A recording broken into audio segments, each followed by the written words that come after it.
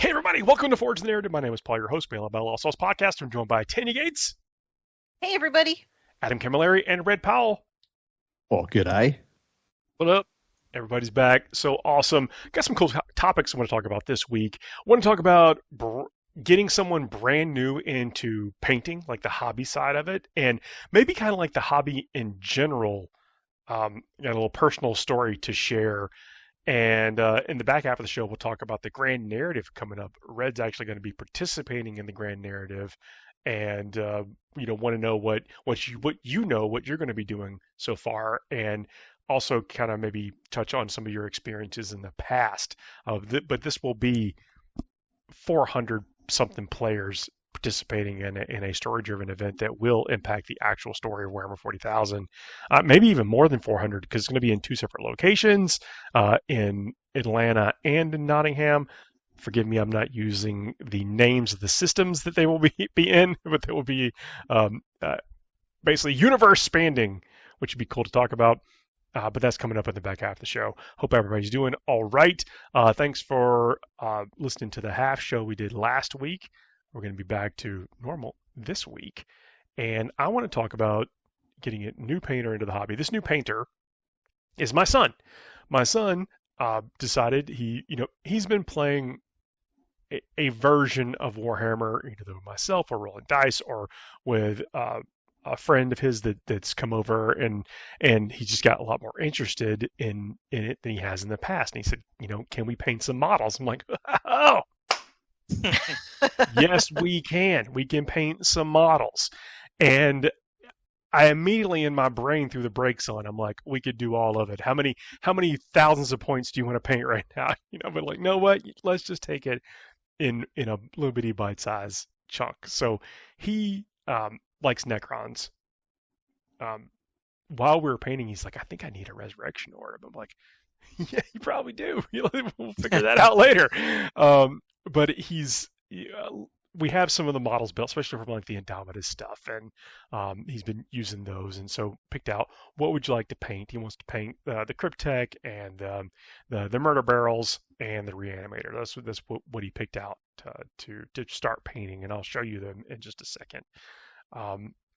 And I kind of helped get him going. Like I primed the miniatures for him, lead belcher, and he picked out the colors from there. And I, of course, told him some techniques, how to apply a wash, how to dry brush, how to shade, and you'll see the results here in a second. But with the strategy that I went about doing it, I mentioned, kind of wanted to put on the brakes of not overwhelming him with every possible thing that you're going to need.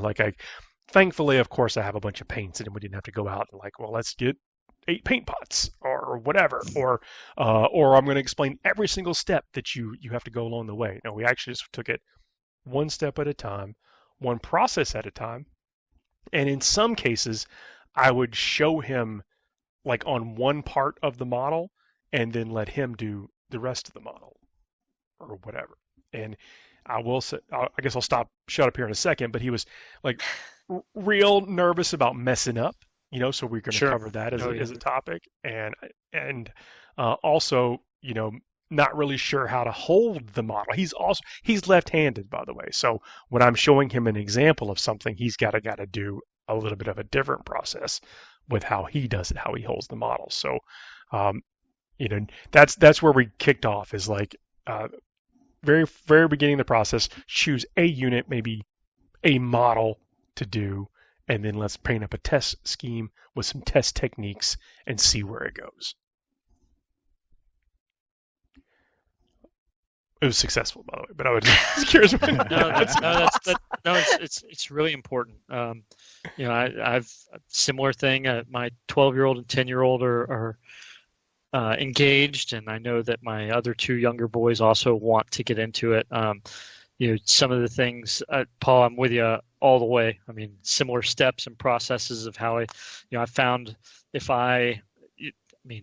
when dealing with spray paint and whatnot, as much as I'd love for my kids to just full on board, just start blasting everything, there's some collateral damage involved. And so, I'm good to prime. I don't mind priming and getting it started. And then I, try to kind of just like you might recommend for anybody getting into it, just not overwhelming yourself can be such a thing. And then really trying to, I mean, in so many cases, even in some of the stuff I know we've talked about and going forward, like who doesn't struggle with the anxiety of messing this stuff up? Like you see all these awesome products and amazing paint jobs that like Tanya, that you do, that I'm like sitting here just like trying to cobble my way forward. And I like, my kids see that stuff and they're like, man, I want to do that. And I'm like, well, that's great. It takes a lot of practice and effort to get there. And so don't like, it's really, and to that end, there's also a part of me that, Paul, you probably pulled the Necrons out of somewhere, right? Like you had them from some, but you just got to let those models go, right? And you just like, you're like, hey, just have at it. And like there's a messiness to it that you just have to accept that they're gonna go in a direction. And you're like, oh man, like but they got to learn and they got to mess up through it just like we have, and that kind of piece. And so there's just as much some stress management for us, the people that are trying to help them through the process, as much as them going through it. And a key thing with my son Michael, 10 years old, I mean, he's doing an amazing job bringing together some Tyranids. But at some point, I'm like, hey, buddy, if you feel like you're getting overwhelmed, or I mean, you're painting 5 gene stealers. We're just doing 5 gene stealers right now, and you're going to cover the whole thing almost in red, like it's primed in Wraithbone. We're just going to slap some Blood Angel red on it, contrast, just to get the meaty parts done. And then we're going to throw Talisar blue over the shells. And so like if you get red on the armor or whatever, like the blue's going to cover it up for the most part. So just let it go. Good save there, Adam. Everybody saw that. And so I'm not here. Okay. So with that, I mean, it's just something to work through. But I really it's a continuous process with Michael. That I mean, I've doing a great job, but at the same time, like, hey, if you get frustrated, just stop. Don't keep playing into the frustration. Just nothing's forcing our hand. It's not like he's got some, grand narrative and 3 weeks that he needs to finish painting an entire army for or anything. Yeah. Like, he just needs to keep doing it. He'll be fine. He's got all the time. Some part of me was like, well, what if there's a ringer needed? Do I need to have this Necron army done and on standby? Right. So I have a couple of times taught like really beginner entry learn to paint classes, and I've kind of realized that there's 2 different types of people who at least come to these classes. The first one are the people who want to do it step by step, exactly how you say to do it. They take the time, they're very careful.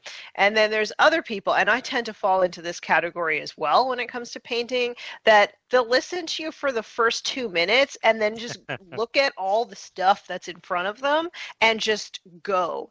And I try to make room for both those types of people when I do run classes, because at the end of the day, I think sometimes some people forget that, like, yes, you can step by step technically do it the way that, is generally considered the way to do it. But it is, at the end of the day, still art. So if that doesn't tickle your fancy, you absolutely can go off and do your own thing.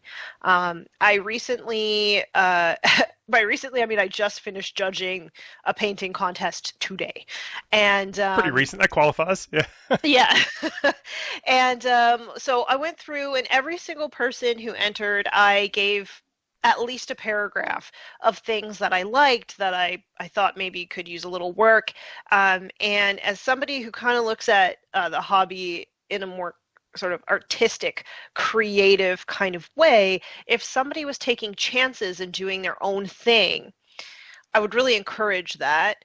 Like one person painted Death Guard in a way that was really interesting, with lots of different like freehand, kind of veiny looking stuff and like dotted, like pixelated kind of look to it. It was really, really cool. And when I see that, I like encourage people to lean into that. Like, okay, that's your style. It's super unique. How can you make that more intentional? Like, how can you make that texture look more intentional and not like a mistake? Or if it is a mistake, maybe just make it intentional. Maybe it's something cool, you know? So when then to your point about like how people can sometimes get in their head a little bit about making mistakes, well, sometimes those mistakes actually lead to you developing your own unique personal style, and nothing is cooler than that when it comes to miniatures, in my opinion. There are painters out there that have distinct styles. It's like they paint that certain way. You can tell that, you can almost look at it and see the traces of that person's paint, those hands on the models. You could tell, oh, that's that person, which is cool. It's obviously a thing.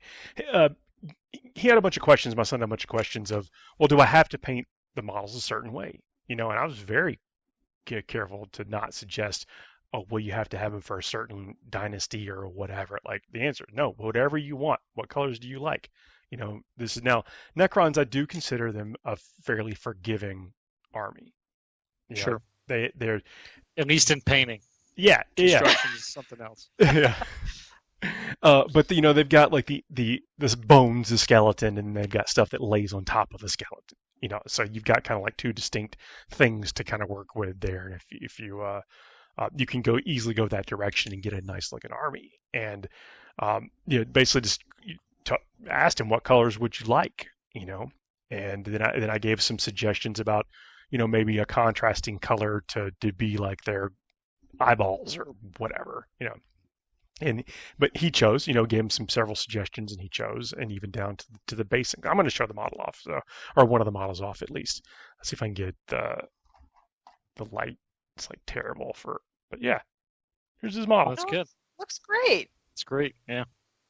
And what I did, the part, my hand in it, and maybe not even this one, but I primed the models, but then I showed him how to apply some good old-fashioned Nuln oil. Hey. Because we primed them, lead belcher, Nuln oiled them, and then he dry brushed them Stormhost over the entire model.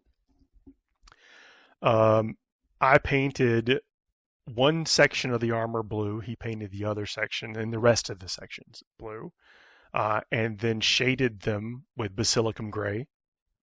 Which the color, the paint types were my suggestion. He did not come upon this on his own, but that's okay. Use basilicum gray to shade, and then edge highlighted with I think it's Calgar blue. Yeah. And use the technique of bracing his elbows on the table, angling the brush and angling the model, and got what I consider to be a pretty convincing highlight on these. And then gave him some basing options. Went with the Martian Ironer largely because he asked me what is this arm on this base of this guy or whatever. I'm like, that's a Castellan robot from the Adeptus Mechanicus, and they're from Mars. I think that it's a really good choice. I know that's how he made the decision, but if there was a small part of him that said, ooh, that looks cool, like you might have that innate eye for, color theory and all of that, right? I think that sometimes the thing that can make your miniature really pop is to give it some sort of contrasting base, which I know, Red, that probably hurts you a little bit because you want your soldiers to probably be camouflaged in. But when you're looking at the model, if the base is the same color as the model, then you're going to lose the models. They're just not going to stand out. You're 100% correct, and that's where it's I think, at least in my case, and my approach with my boys and how we were kind of getting into it, there was a balance of the creativity versus the process and how we went about it, and kind of the color choices. Paula did something very similar where it was like, well, what do you like? Where do you want to go with it? Like, let them kind of pick the direction. And then, admittedly, I prescribed it a little bit. Yeah, in 40k, we have these things. We have rules associated with the certain color schemes, and he's read the rules. He knows these things exist. And so, but you still letting him know it's okay to go his own direction. And Right. one of the things I wanted to stress was like there are no mistakes. Like even if we get paint somewhere we don't want it to be, like what you're looking at is there was some touch-ups done on these models, and it's okay Sure. to make those mistakes.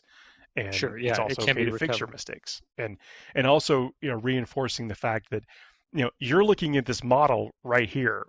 Your opponents will not be. Like they're not going to be have the relationship that you have with this model.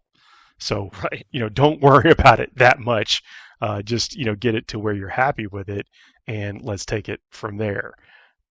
And so again, Necron's very forgiving, but I'm very trying to go about it in a way that is letting him know it's okay to make those mistakes because we could always touch it up. Like we're paying Well, for ourselves here.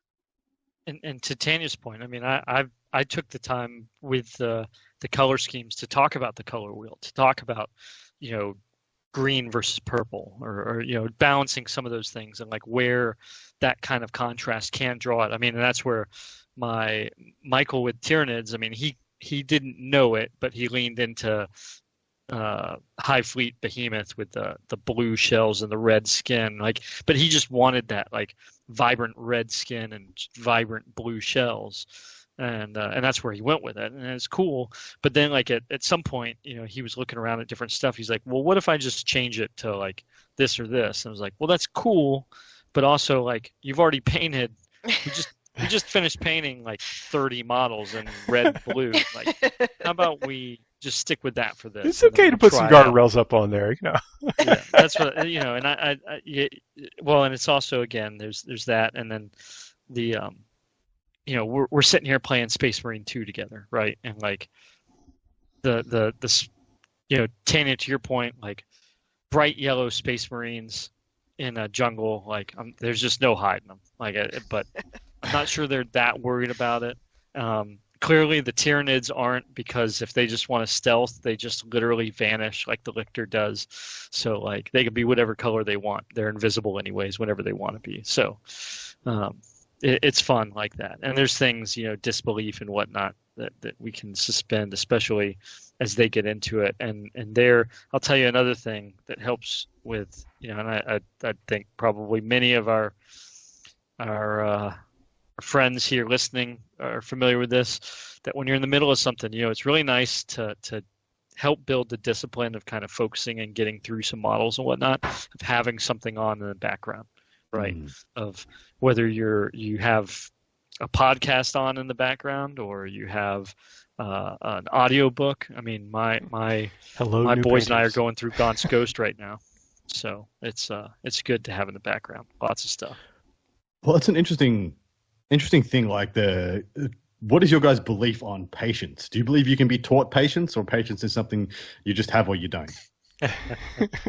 Let's find out. No, that's a great question. I do try yours at times. Yeah, no, that's actually a great question, because there are, maybe I actually questioned or not. Again, I'm trying to avoid the mistakes of overwhelming what is now just a fun thing that he's suggesting, into where it becomes not fun or a chore, and Sure. really doing my level best to not make it a chore. Because I think you gotta imagine there's like a lot of Warhammer around here, right? And so I think there's a tendency to, when like you're super into something and then someone suggests even the thinnest amount of interest, to like just hope that they'll dive in head first with you, and Sure. and you're the one filling up the tub, Well, and so to that, and Adam, you asked the question. I was thinking about it, and I work out with my boys too, right? Like I get them up every once in a while to join me in my workouts, and there's aspects to doing like a plank, for example, or a run or something, right? Like sometimes nobody wants to go for a run. Sometimes nobody wants to do certain things, and even with the things that we don't want to do, in a lot of cases, I found that there are thresholds, right? Like cognitive thresholds on things, and that the more you tend to do them, in some cases, don't get me wrong, there's some things that I've never wanted to do. I don't like waking up early in the morning, and I've been doing it for 19 years now, and so like kind of gotten over that, but I don't like it. Right That there with doesn't you. mean I want to do it, right? So with like getting through and holding to processes and working on patience and things like that, I think there are cognitive thresholds that if you really want to get to it, this is not the same conversation we had a couple weeks ago about like, can you train through everything? Can you just practice into everything?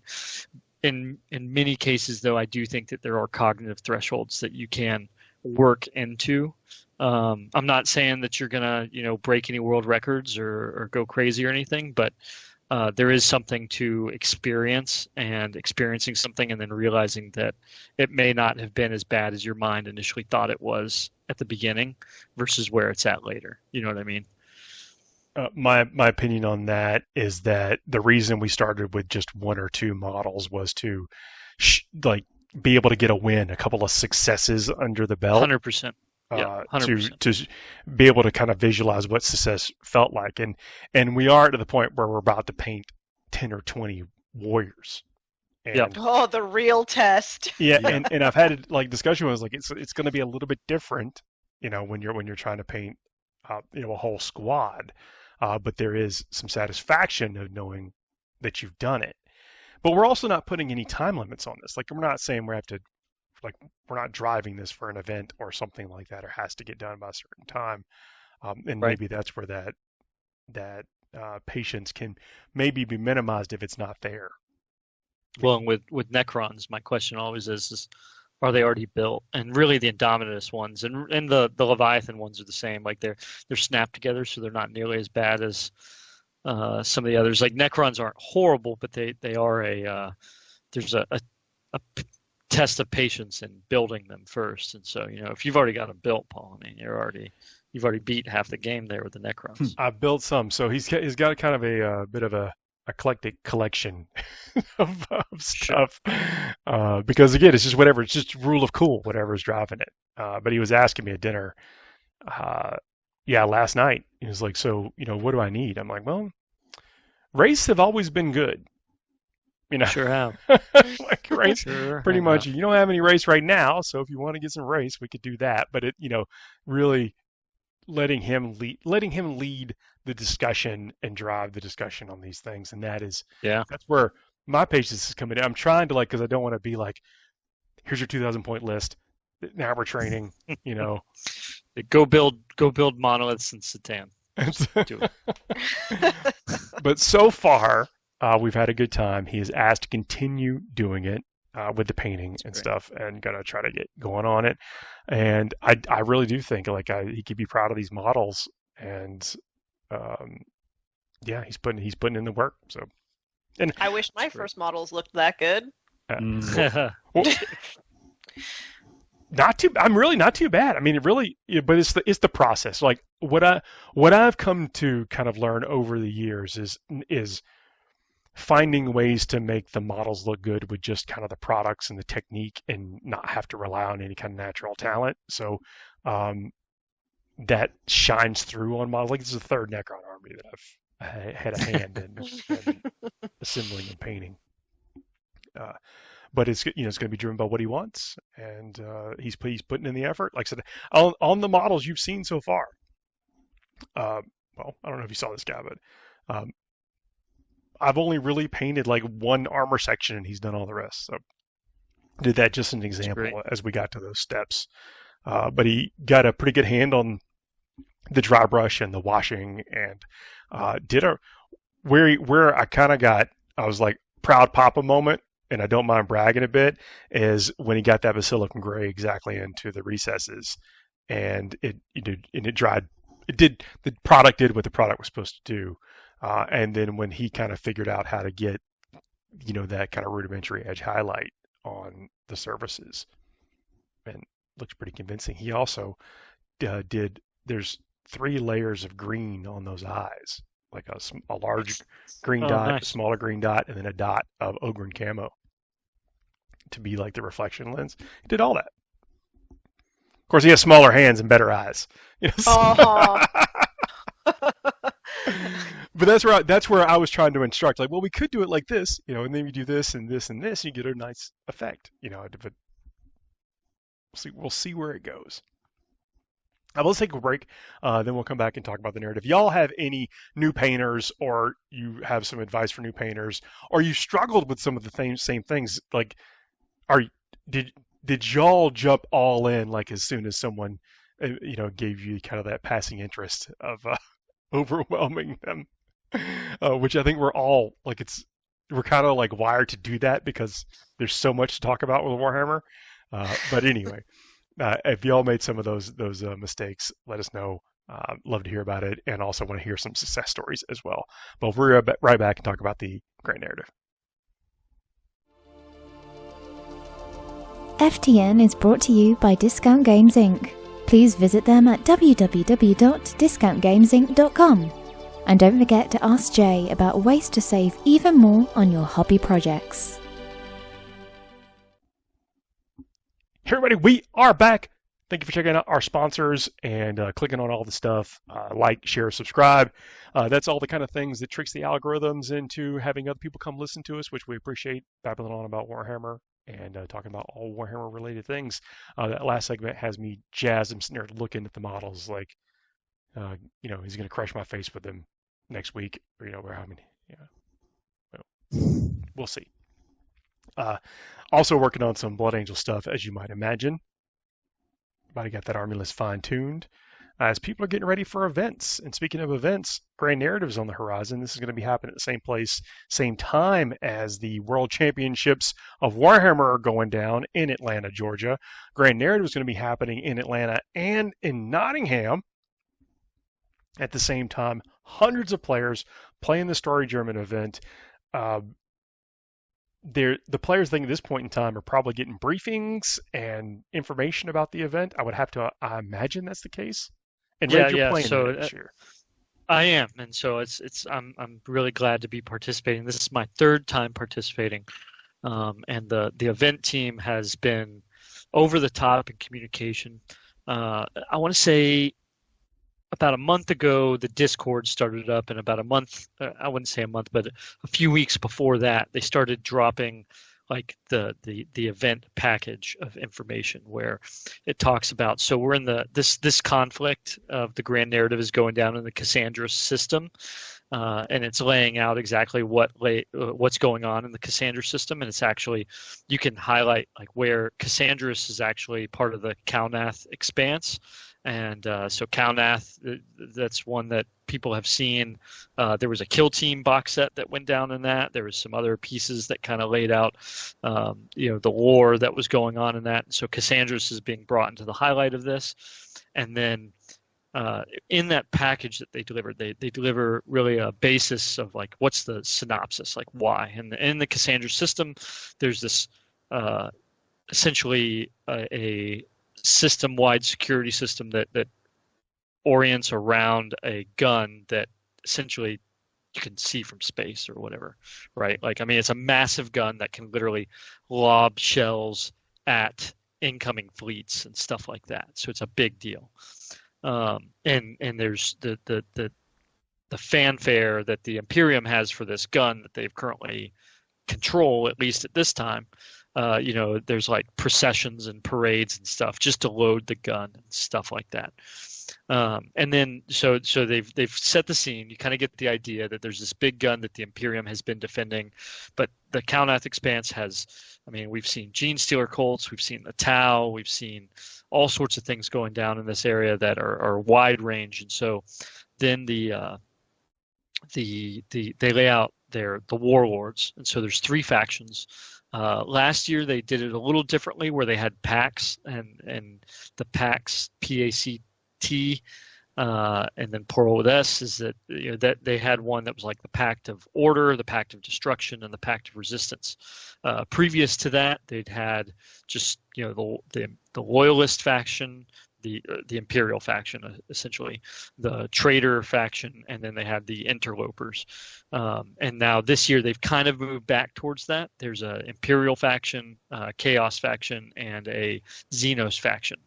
I was in the Loyalist faction the first year, and then unfortunately due to some work stuff, I was a little late getting in, so I ended up joining the Resistance faction right there at the end, right before we kicked off year 2, and then this year I'm back with the Imperial faction. And so they highlight for each of those warlords. I mean, just amazing that the people that they had them playing in previous years. These cosplayers that played right into the role and were in role the whole time, and so they even have very well done. Everything is to be communicated in game, in the narrative, and then they have a code word that they essentially drop if they're going to like step out of character. And then if there's no code word, then you just assume everything's in the narrative, which is really cool. The Discord is all done in character. And then the other information they gave us, they broke down the battle zones. There's these different areas, key areas that are going to be fought over, and each of those areas has a vox localum, which is kind of like a mini warlord that's responsible for those, or is attached to in some way those different war zones. And so going back to the warlords, there's a rogue trader for the Imperials. Which is they've got some kind of archaeotech, and their objective that they're coming into the Cassandra system for the Imperial factions. They're trying to, and this is all like free, like you can, it's not like a super secret stuff. It's all available to everybody. You're not giving information to the other factions right now, are you? Correct. Yeah. This is stuff anybody can get. The rogue trader has this archaeotech, and they're trying to find these keys to unlock the archaeotech, and they're of course rogue traders and the missions that they have, and they're ultimately supposedly all within the will of the Emperor, and I'm sure only good things will come from whatever they open up in this archaeotech casket, right? Now, are you bringing like past experiences from other stories into this, or? Well, I mean, I'd say anywhere in any 40k lore, I don't think anybody should, go, blindly and blissfully into anything in 40k, because I think just about, it doesn't matter what faction you are, something has always come back around and bit somebody for whatever advantage they thought they were getting. And that's just a, grim dark 101 lesson.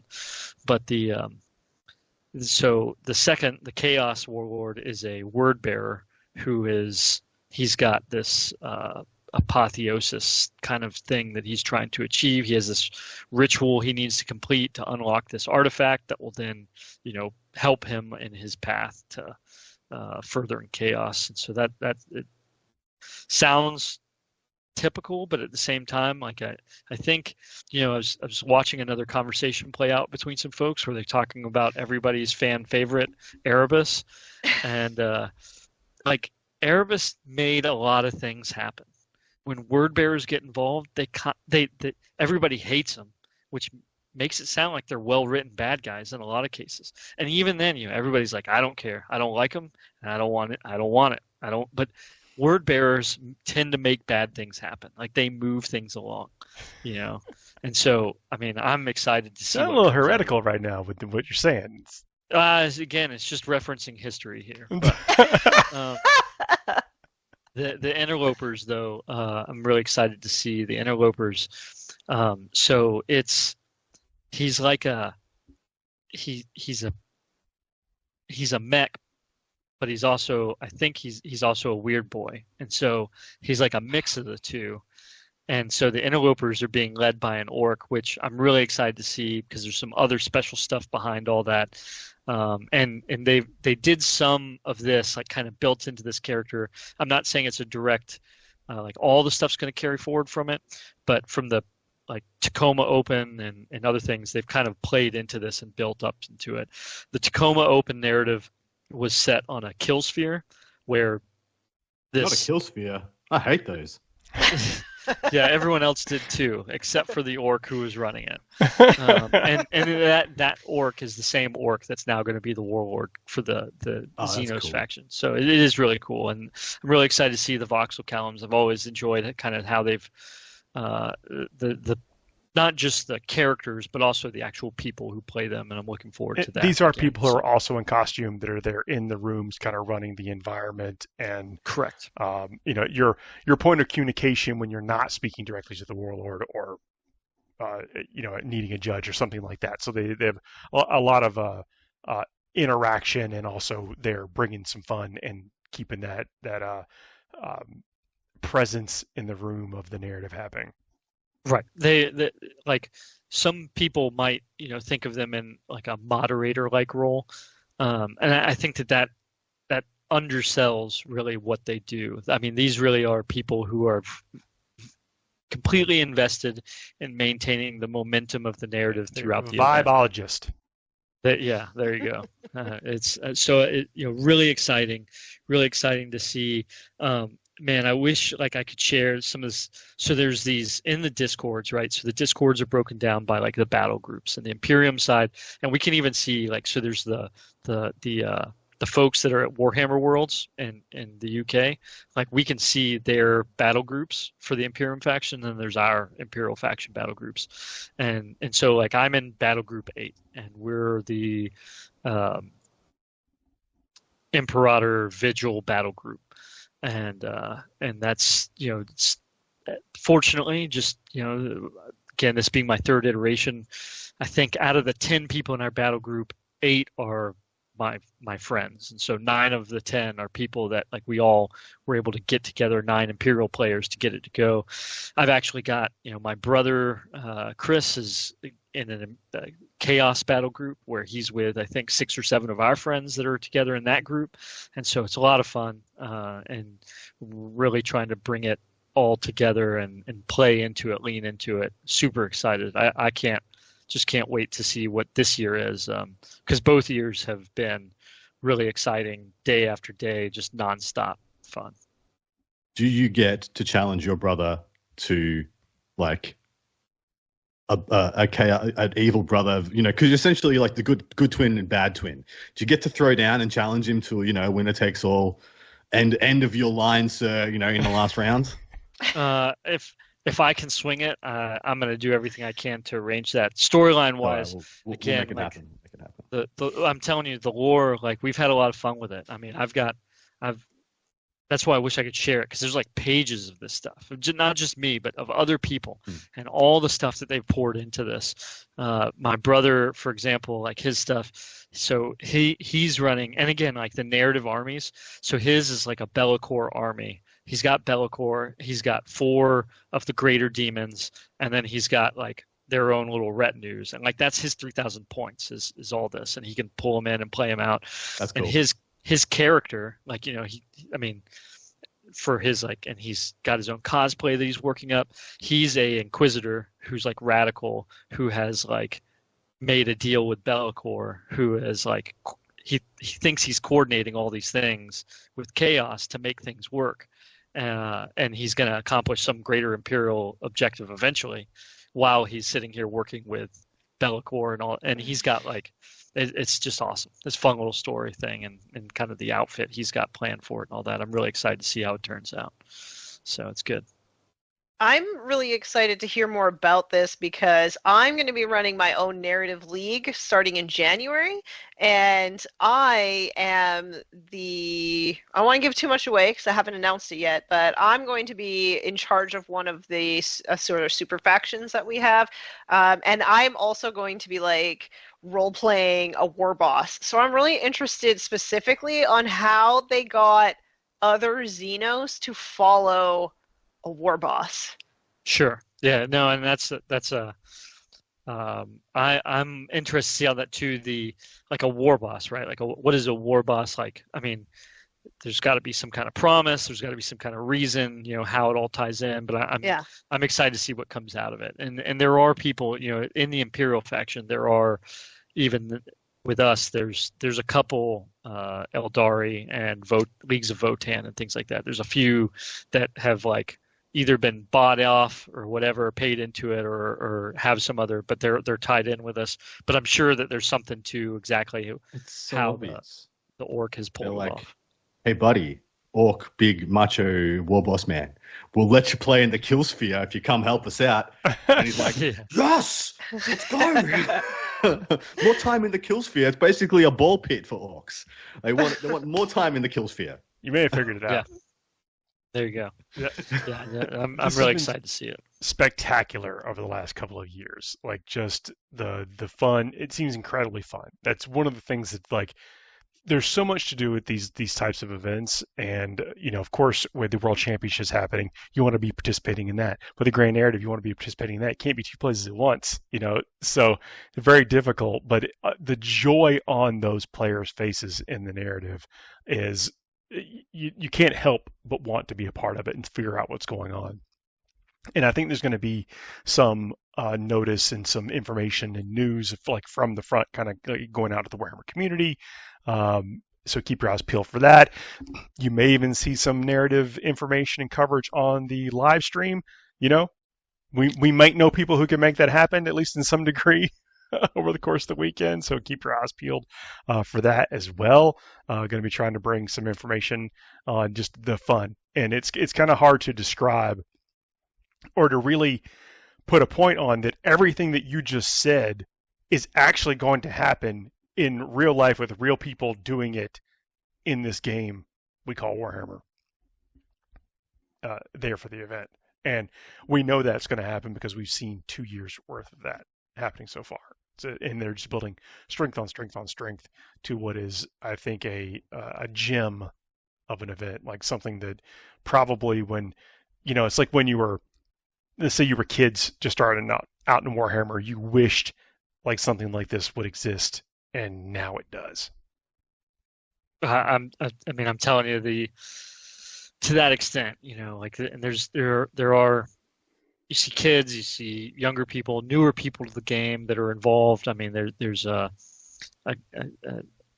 guy at Gen Con that we played like the 40k Kill Team dungeon crawl with, who has since like gotten into Kill Team and is now playing so there's the 40k grand narrative piece, and then also built into it is Kill Team, where so every battle group of 10 people has at least one person who's only playing Kill Team, and they're like the special ops team player for the battle group as a whole. And so just how they've pulled all this stuff together, and then the amount of cosplay stuff. I was talking about like my brother has the Warlords both years have had immaculate cosplays that the first year I kind of threw together a Tanith cosplay. I got like black BDUs. I used some of my, I know like sacrilege for some people, but I used like the collector's edition Tanith stuff that I got, like the patches, and put it on the BDUs and everything.